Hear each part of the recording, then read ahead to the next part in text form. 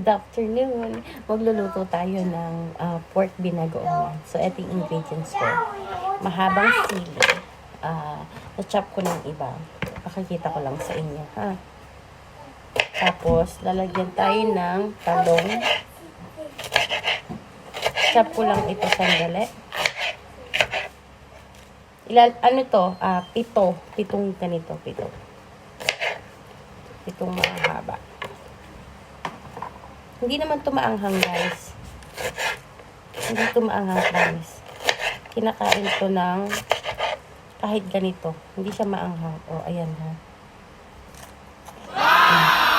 Hindi siya maanghang.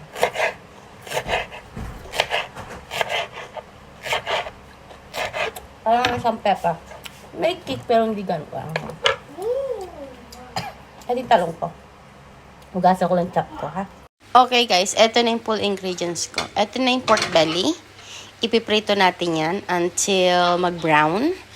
Eto yung talong, ginanito ko na muna kasi mangingitim yan. So, hihiwain ko na lang yan ng 4 slice bago ko ilagay. Yung sili, of course yung bagoong na ginisa. Yung dot-dot na yan guys, wala yan ha. Okay lang yan. Tapos, eto pampadagdag anghang. And wala akong sibuyas, so dinamihan ko na lang bawang. Pero hindi ko na siya ika-crush, ganyan ko na lang ilalagay. At kung may magtatanong bakit ganyan, pakialam nyo. Yun ang gusto ko, yun preference ko. Nagbalik dito. And then, ito lang ang kamatis ko, so yan na lang lalagay ko. At maglalagay din ako ng half lemon citruses. Yan. O, pork binagoongan tayo. Luto na tayo, tara! Ayan na guys, mag-i-start na tayo mag-stir fry ng pork belly. Kailangan i-brownish natin yan. Yan, lalagyan na natin ng cooking oil. Tapos, continue prito-prito lang. Tapos, dagdag na natin ang talong. Isabay na natin ang talong. Ang matigas na talong, iprito with pork belly. Hanggang maluto.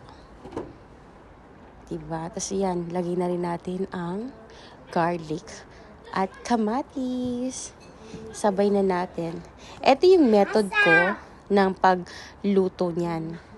Gayahin nyo na lang kung gusto nyo. By the way, nilagyan ko pala ng tubig yung para matanggal, yun, masimot, diba?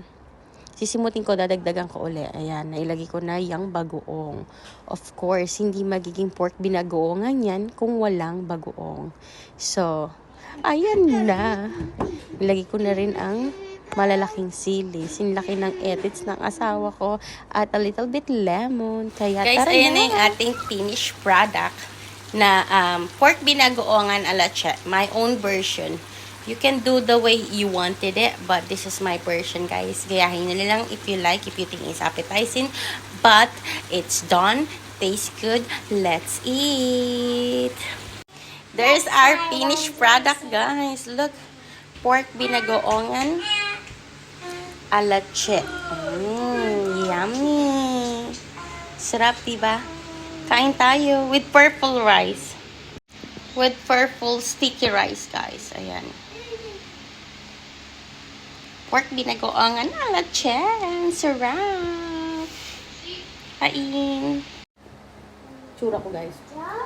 By the way, tinikman ko na. Wala akong masabi kundi yung ka na lang.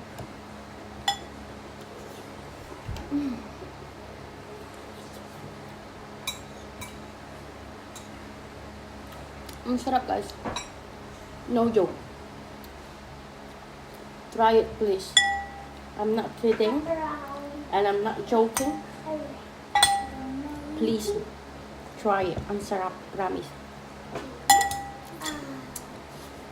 Thanks for watching. Hello.